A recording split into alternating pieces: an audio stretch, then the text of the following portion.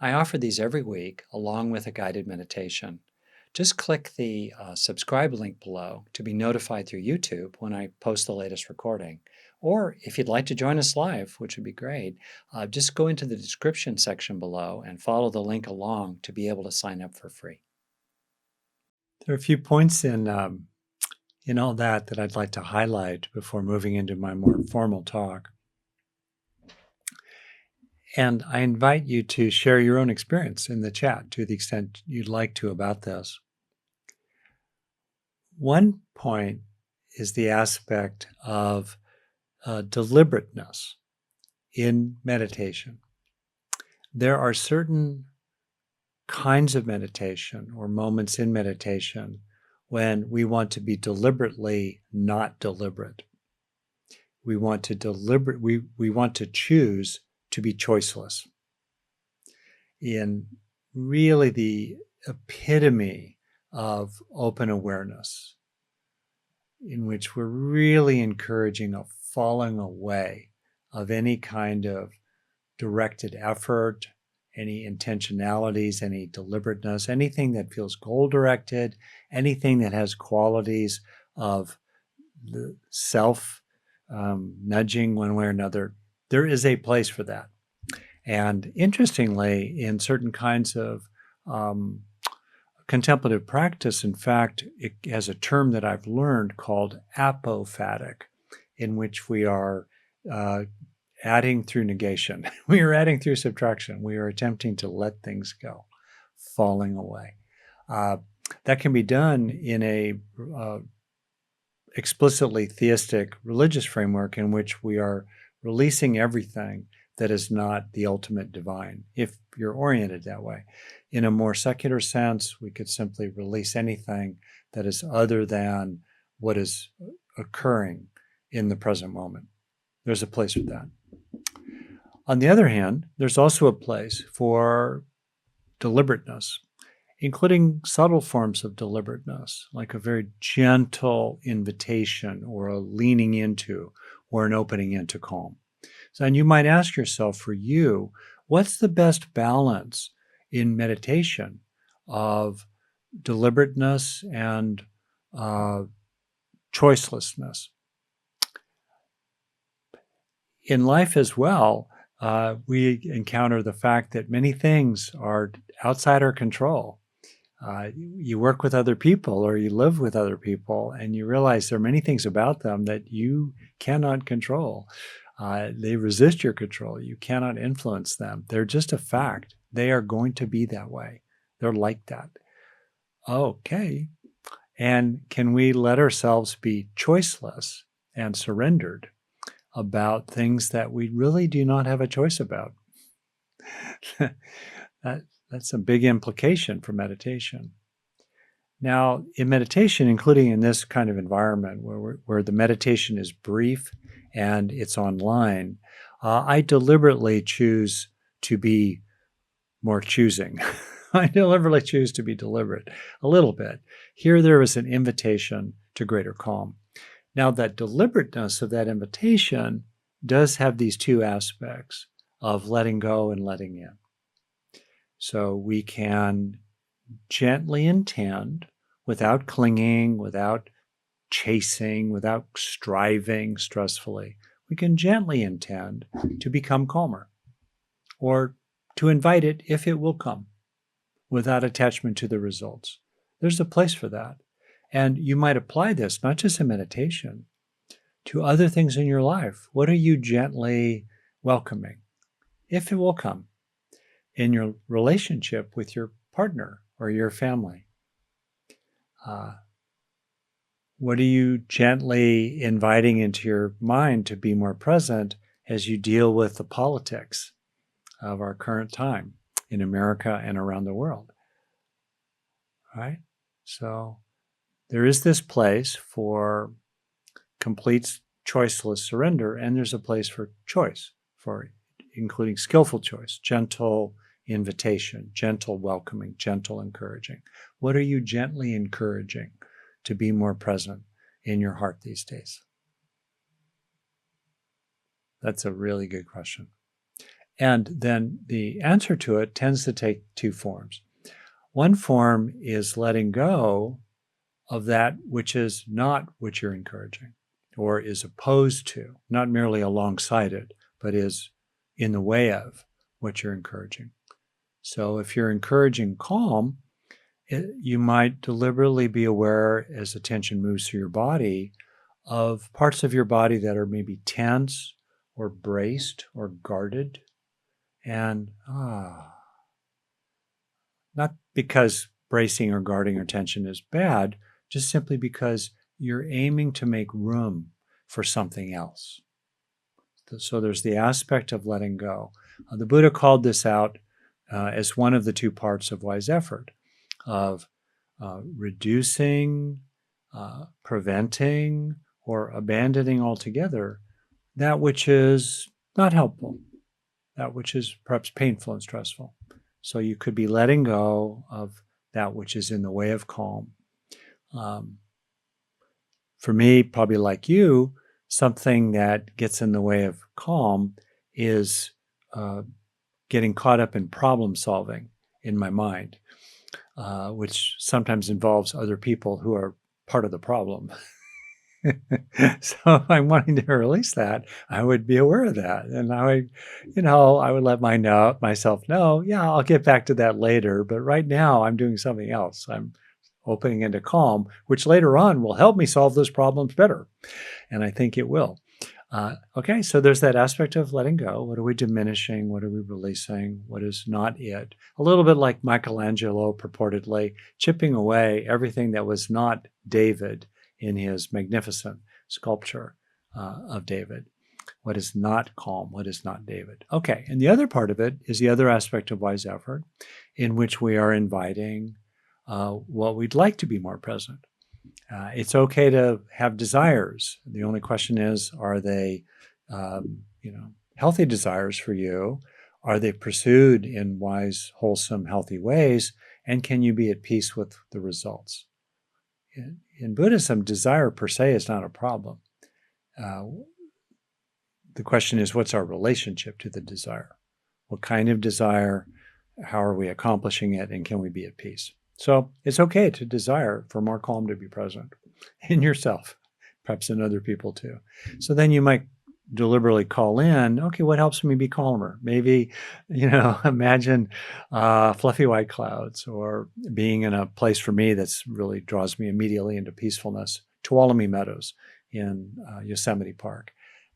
What works for you? Perhaps it's a feeling of being with people who help you feel calmer and less scared and more reassured and included, since the sense of connection is a primal signal of safety and resource for safety, whatever it might be. So it's okay to gently call it in. And then we do it skillfully, hopefully, by not grabbing for what we want to pull in, but opening up to it. And then sometimes people move back and forth between what they're letting go and what they're letting in. And sometimes they're letting in an awareness of that which is already present, but they weren't so aware of it. So they're kind of resting in and establishing themselves in that which is already true as an aspect of the second part of wise effort of welcoming and inviting what it is you want to establish and then grow inside yourself. Perhaps an ultimate infinite calm. If you have some sense of that. Okay.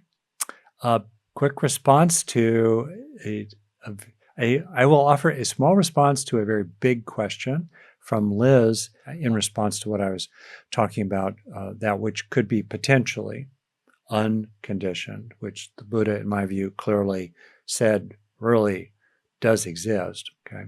Liz writes, how can anything be unconditioned if we are feeling or thinking it? Okay. So a couple things here. Philosophers get at this a lot. My own untrained, kind of common sense attitude is, first of all, we can be aware of and we can reflect on and consider something we've never seen or experienced. So just because it's not present doesn't mean we can't reflect on it, right? We can certainly there.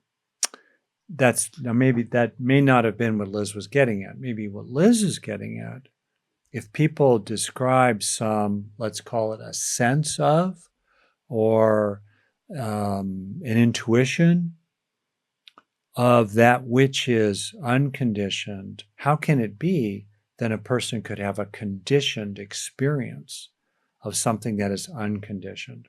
This is a big topic, apparently, in philosophy and theology. For me, it actually is relatively straightforward. To me, we can certainly have conditioned experiences or intuitions of, or a sense of, or some kind of encounter of, and with, or meeting with that which is divine. And many people would describe it in that way. I use the word divine loosely. Let's go back to just unconditioned, right? So if that which is unconditioned, we can have, I think, some sense of it, because if that which is unconditioned is the actual ground and underlying deepest nature of the Big Bang universe, permeating it in some way, the two together, the absolute and the relative, the unconditioned and the conditioned, timelessness and time together. If that's the case, it just seems to me, well, of course, in time-bound, conditioned reality, if actually the unconditioned is the ground of all, it kind of makes sense. We would be able to have some access to it. So that's all conceptual. The triple bottom line is what's real for you. I'm reporting that it's real for me, that unconditioned, and I'm not trying to argue the case.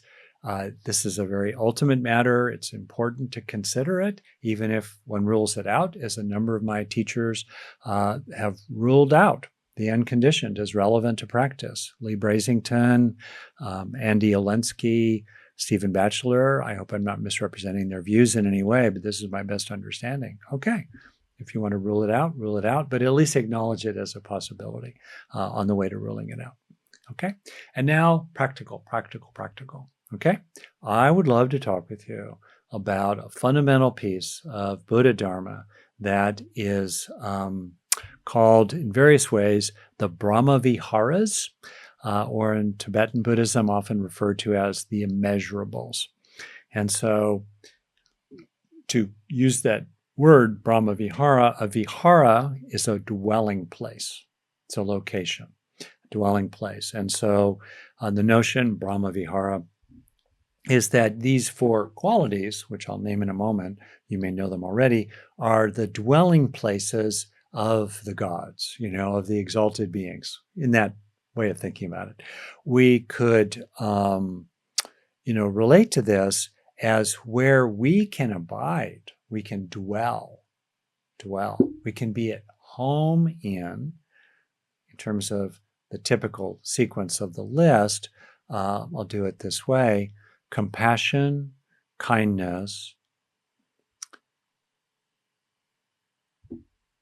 happiness at welfare or of others, perhaps oneself too, and then equanimity. Okay, in Pali, perhaps in Sanskrit as well, compassion, karuna, kindness, metta, happiness at the welfare of others, mudita, and equanimity, upekkha. So, very briefly, the first of these, compassion, is the quality of empathy and caring, combined with the motivation to help if you can, or help if you choose to. So compassion is really foundational. Certainly Buddhism begins with a real recognition of the challenges of life, which become suffering when we add craving to them. And the challenges of life often include pain, certainly. And I'm making a little bit of a distinction there between pain and suffering. That's real. That's where we start. Where does it hurt? And then what's our response to where it hurts? So I'd like to do this with you a little experientially right now and invite you to take a moment to get in touch with what is compassion for you, uh, related to something accessible for you, like a friend uh, or a family member or someone you care about who's hurting. You know, you might bring to mind, uh, I'm seeing right now an image of a dog, a photograph of a dog who is hurting. Uh, don't overwhelm yourself with the suffering. Keep focusing on the caring. That helps us to manage our empathy for the suffering.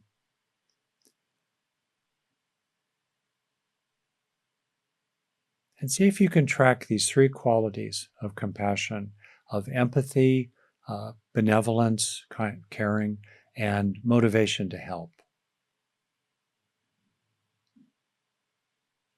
Be aware of all three aspects in one case, some person.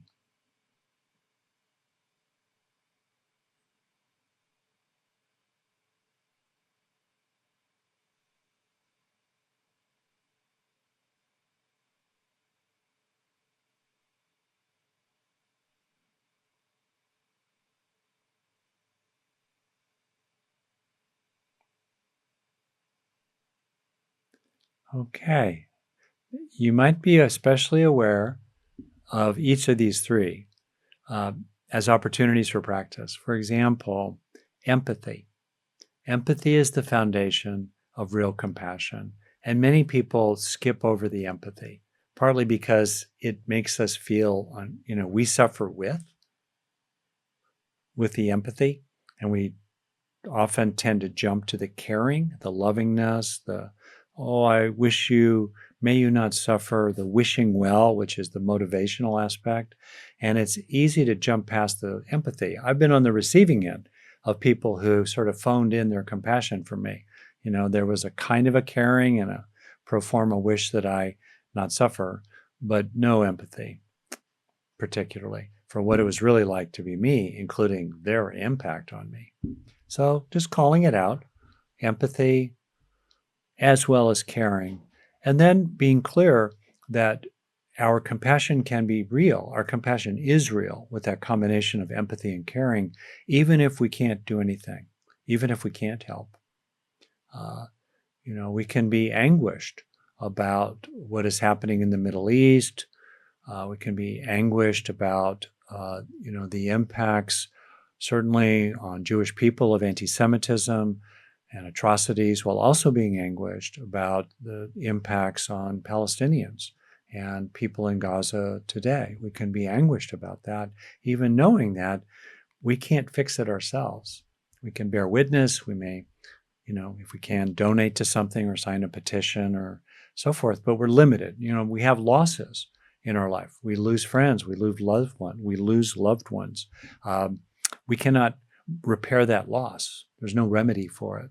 All we can do is to have empathy for the experience of that loss with a lovingness, a caringness, a benevolence in response to it. So that's an important point as well, that sometimes, even if we can't do anything about it, our compassion is still real. And there are other times when we choose to not do something about it. We have, for example, limited attention, limited time, limited money for donations to charitable causes, and we choose to give it here rather than there. It does not mean that we lack compassion for the pain of those unhoused people. We could say homeless or unhoused people over there, while over here, our heart is drawn to helping cats and dogs and other non-human animals. And that's where we're focused. Right? So that's an important series of distinctions. Okay? Then kindness. Kindness is the wish that others be happy, traditionally described. Kindness does not presuppose suffering, although sometimes it's a response to suffering, that a person not only not suffer, but be happy as well. And the root of the word for metta, which is typically translated as loving kindness or kindness, the root of that word is friendliness. And it can be really useful to appreciate friendliness as a highly underrated quality. I don't mean friendliness that exposes you to attack from people who are not trustworthy. I just mean that ordinary, wishing well friendliness. You're rolling down the street, you see these people, you don't know them, and you wish them well as you go by. There's a kind of an openness to you. Or maybe you're in a shop of some kind and you're willing to take that extra beat, that extra back and forth of a kind of a humanness, a basic supportive friendliness, not making it more than it is. The other thing is that often in long-term relationships, even with friends, certainly with family members and mates, we can sometimes forget to be friendly. We leave it out. And it's interesting to be deliberately a little friendly. It might express itself as interest or a little twinkle or, listening to them, spending a little more time with them. But what's it like to be friendly with people who are familiar to you? Empathy and caring. Good. So Margaret asked right there, empathy is neutral.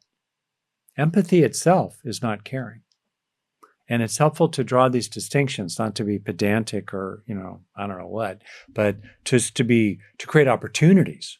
Like, oh, wow, I have empathy for you and I don't care. That's possible. Like, yeah, I understand you're upset about this and I don't care. So that's empathy without caring, right? And sometimes we choose we just don't have it in our heart to care for a person. On the other hand, it's helpful to appreciate that we can be empathic, but that alone is not caring. Sometimes we need to be deliberate about, the suffering that we see over there, or that which we're empathic about. Okay, let's see. All right. Very briefly, I just saw a question coming in. I want to be kind of very nuanced here about what I say about people I respect immensely, Andrew, in terms of the denial of the unconditioned. I would turn you toward Stephen's long career, beautiful, important career, writing and teaching and presence, including a book like After Buddhism. And I would say that my experience is that Stephen, as well as the other people I named, their stance, I would suppose, would be agnostic. They're not getting into truth claims about whether there is anything besides the conditioned Big Bang universe, but they definitely, I would say, are not interested in, or they don't consider it necessary for practice to include that which is unconditioned or could be unconditioned. Other people disagree.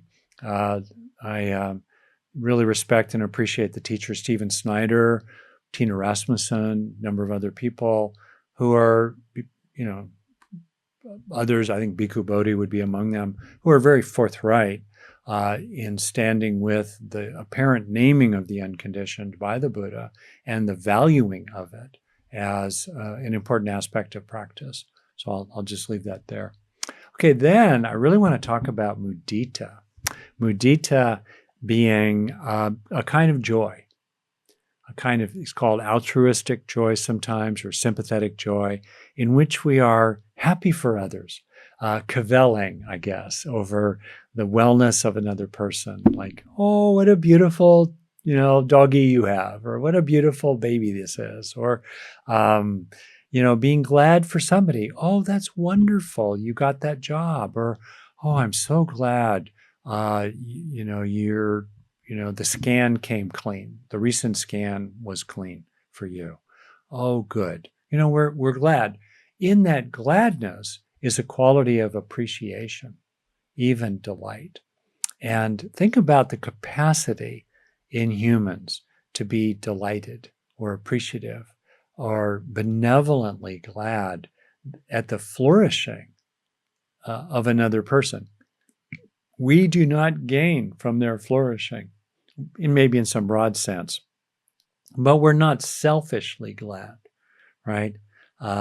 We're altruistically or sympathetically glad for them.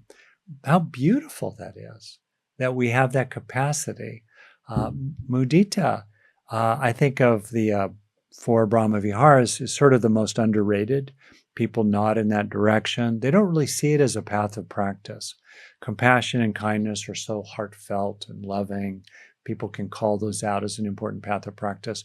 Equanimity, the fourth typically in the list of Brahma Viharas, is really called out. It's one of the seven factors of awakening. It's a very important aspect of Buddhism. Many people, you could say, with growing calm and tranquility, they're trying to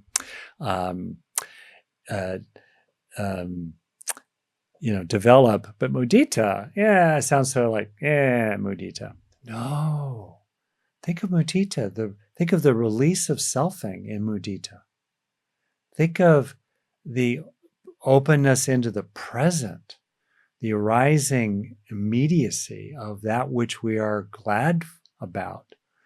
Think of the benevolence, the lovingness, the giftingness in mudita. Wow. And here I'm going to do a little spin that's not baked into traditional Dharma to my knowledge. What about mudita for yourself? Mudita for yourself. Wow. Being glad that you dodged some bullet today, glad that you made it home safely. Wow. We tend to habituate to that which we could be glad about in our own lives. We could be so glad that you, who happens to be you, but the you there who wears your name tag, so glad for you that you had dinner today. Partly glad because many people do not have dinner today, right? What would that be like to bring that quality of mudita to yourself? You could do it retroactively. What an exploration. I'll do it for myself. Rick, I am so glad for you that you had that opportunity to go rock climbing a couple months ago with your dear friend Bob. I am also so glad for you that you realized that time is a one-way trip and you are really starting to get too old for this. I am glad for you, right?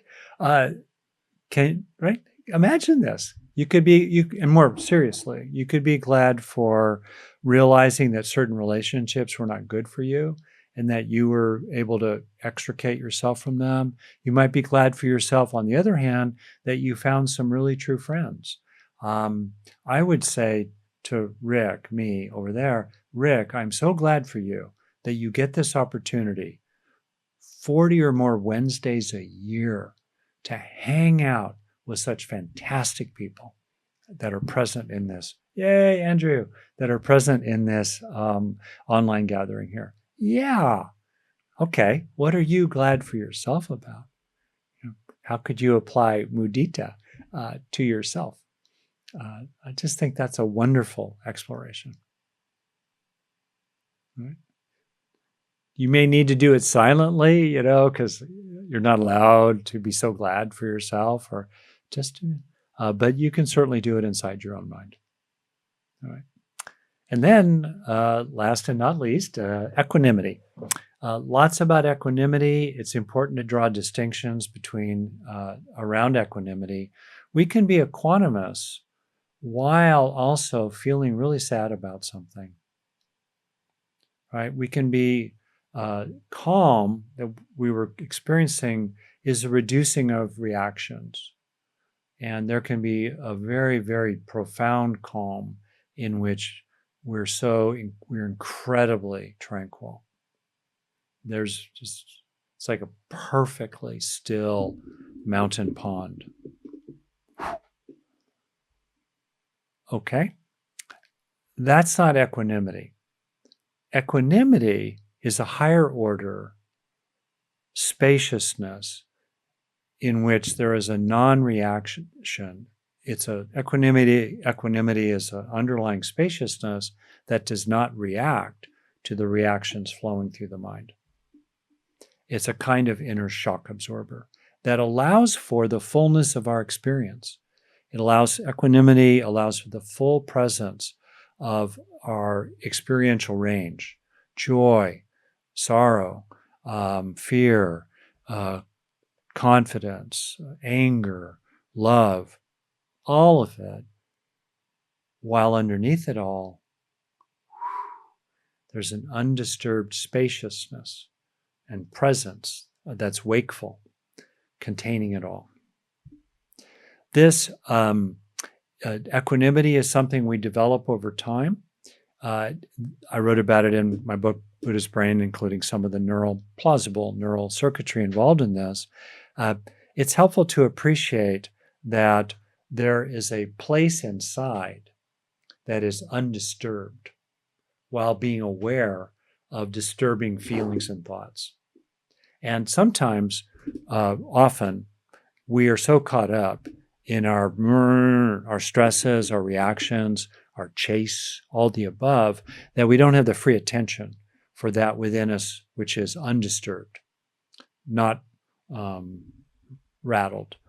But if we slow down a little bit, and that's where trainings in mindfulness and frankly trainings in calming and tranquilizing the body-mind process can be really helpful, because then we start getting a little breathing room between ourselves and the roaring stream of consciousness. It's a little bit like, even as we're kind of being carried along by the current, for moments at a time, we pop out of the current of the stream of consciousness to sit on the stable riverbank. Oh, wow, am I so upset about that? And now I'm carried back into it. Right? But those moments of popping out to that which is stable, witnessing what's unstable and changing, become longer and longer and longer with practice. And then more and more, you start tracking the bodily sense of equanimity. What does it feel like in your body when you're in touch with that underlying peacefulness, or that's undisturbed, that underlying undisturbedness? It's helpful to kind of tune into that. And then increasingly, you can have a sense in which you're aware, that 80% of what's present in your mind, or 95%, is the racing stream. While at the same time, you have a sense of the banks of the river, the banks of the stream, as undisturbed, not carried away, stable, continuous. And then that sense increasingly grows. Equanimity. So it's so some people would say that the ultimate bottom or basis of that underlying undisturbedness is the absolute as an aspect. We call it the divine. As an aspect is the unconditioned. And there are many teachings, and see for yourself if they are of use for you. There are many teachings about learning the ways in which accessing a sense of the infinite, a sense of that which is timeless. I'm deliberately using words that are not fraught in a Judeo-Christian, Muslim context. They're not bad. I'm just saying they're not complicated. So infinite, timeless, vast, unbounded,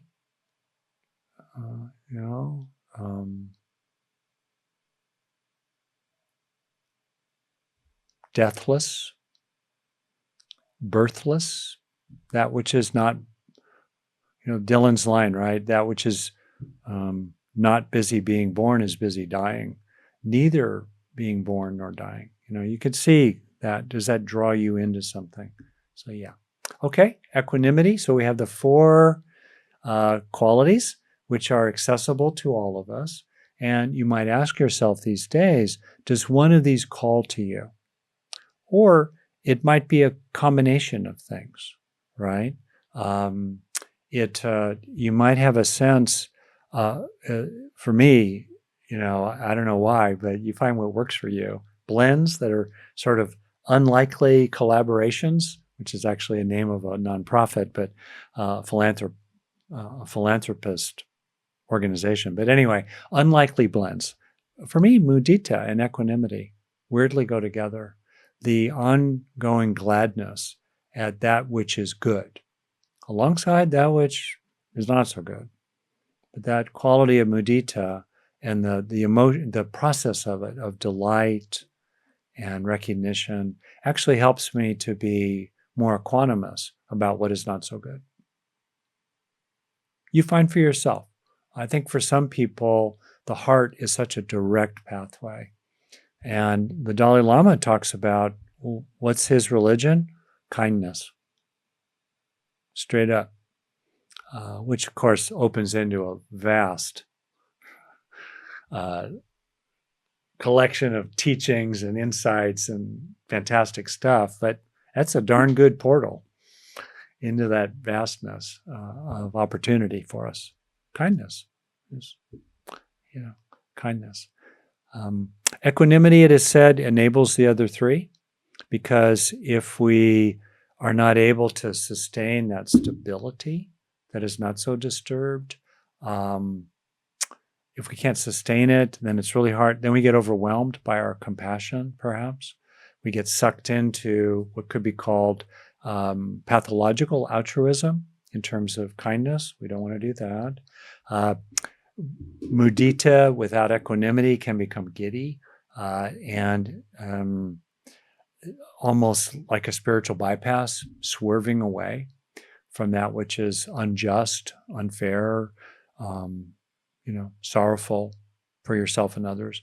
Equanimity, helps to give a basis, a ground for that which is wonderful in the other three Brahma Viharas. Okay, I'm going to respond now to some questions rolling into the chat. And I encourage you, before I do that, to ask yourself, okay, these days, of all the things I kind of said about these four qualities or any particular thing, boom, what's the takeaway for you? All right. What do you want to remember to remember?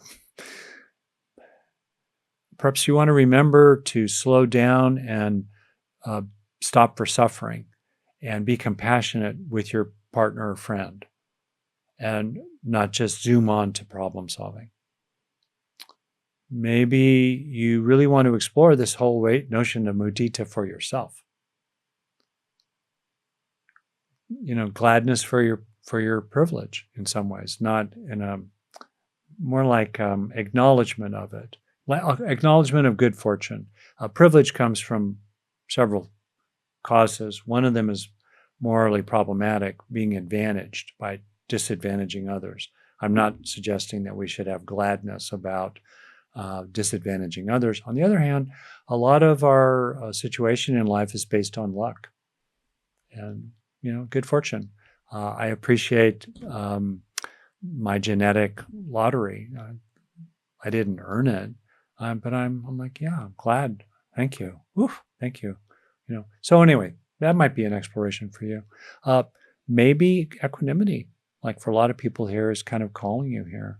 So I'm going to speak to some of the questions that have come up related to this. So yes, Dr. Brenda, in real time, these qualities mix, and in real time, words are only fingers pointing at the actual moon. The moon is what matters.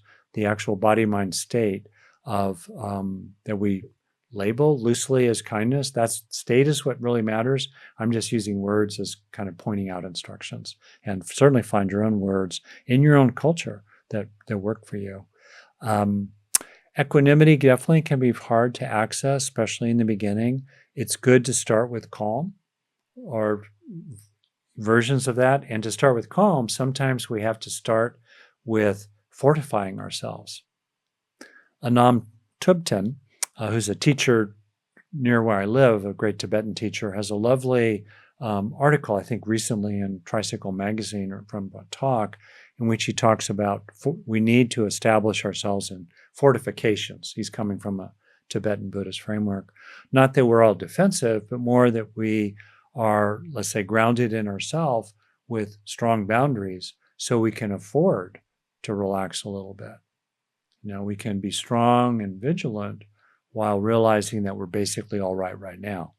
So sometimes we have to work backwards from, let's say, equanimity to developing greater calm and tranquility And to do that, we need to resource ourselves to feel that it's safe to be calmer or more tranquil. But we develop it over time. Yeah. Let's see. So equanimity is the near enemy of equanimity is apathy or indifference. And this gets complicated in the sense of apathy or numbness or a spiritual bypass or indifference in the kind of morally negative sense. That's not equanimity. On the other hand, you may know the opening lines to the teaching, I believe, of the third Zen patriarch, often translated as, "The great way is easy for one with no preferences." Whoa. How can that be? Because if we prefer the great way, if we prefer to have no preferences, that's a preference. If we prefer for children to have food, that's a preference.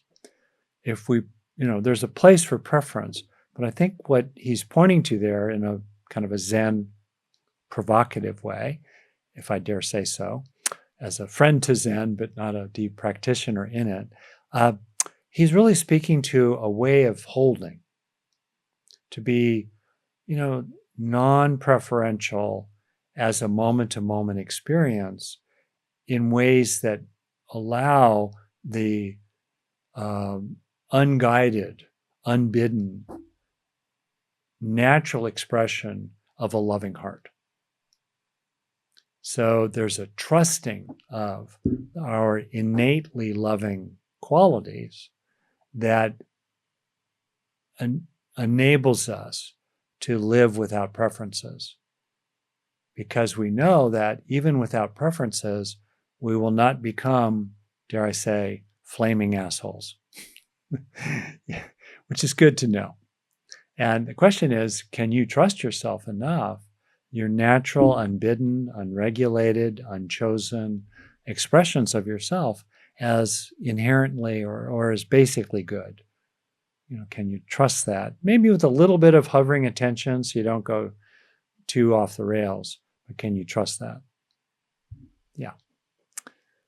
So just in short, as people are saying, equanimity might feel kind of close to indifference in certain sense. We have the great lines that I'll finish in a moment from T.S. Eliot, in which he said, "Teach us to care and not to care." The not to care is equanimity. It might feel a little like indifference, but it's more profound than that. Okay. Well, thank you for this exploration. I hope that this has not been too much. We talked about skillful ways of engaging wise effort in our meditative practice and in life. And we also explored the 4 heavenly abodes, the 4 dwelling places that are exalted and accessible to us in everyday life: compassion, kindness, altruistic joy, and equanimity. And may you practice these, and may the world have more of them, in the days to come. So thank you for your kind attention.